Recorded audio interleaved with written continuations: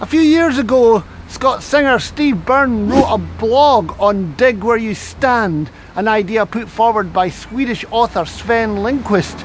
Lindqvist's handbook encouraged industrial workers to research the history of their workplace, their jobs, and the capital that employs them. And with this in mind, I thought I would research Craigton Village, which is very near Mulgai, where I live. I'm trying to find the old Craigton House, and I think it was over here somewhere. This is what it looked like before it was demolished. Craigton House was built by the Richie family, who were merchants, and James Richie was a founding partner of the Thistle Bank in 1761. Of the 6 bank partners, 5 were tobacco lords.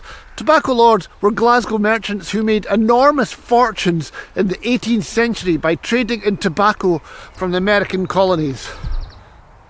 Of course, we know today that these fortunes were made using slave labour.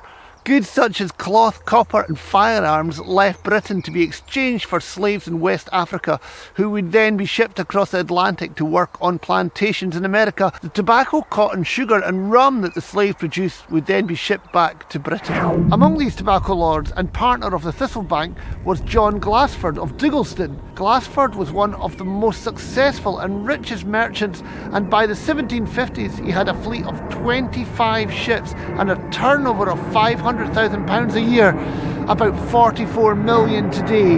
At the peak of his success, he would have been a billionaire.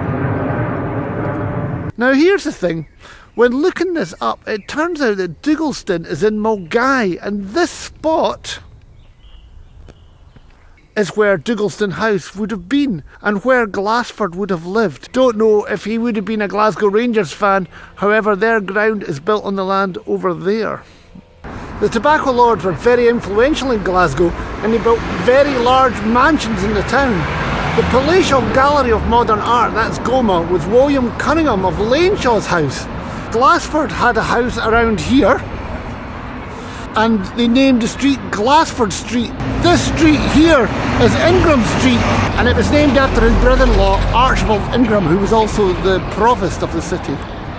Glassford is buried in Ramshorn Cemetery with many of his fellow merchants. And coincidentally, I found the gravestone here of Henry Richie, the Richies of Craigton. So we're back where we started. Thanks for coming on this journey with me. If I hadn't looked, I really wouldn't have known anything about this local history. If you find this interesting, why not support my Patreon at patreon.com/Simon Toomere. Here's a tune by the amazing musician Jim Sutherland. It's called the North Sea Chinaman, and I heard it when they used to play live, and I think it might be on their Chance and Design album.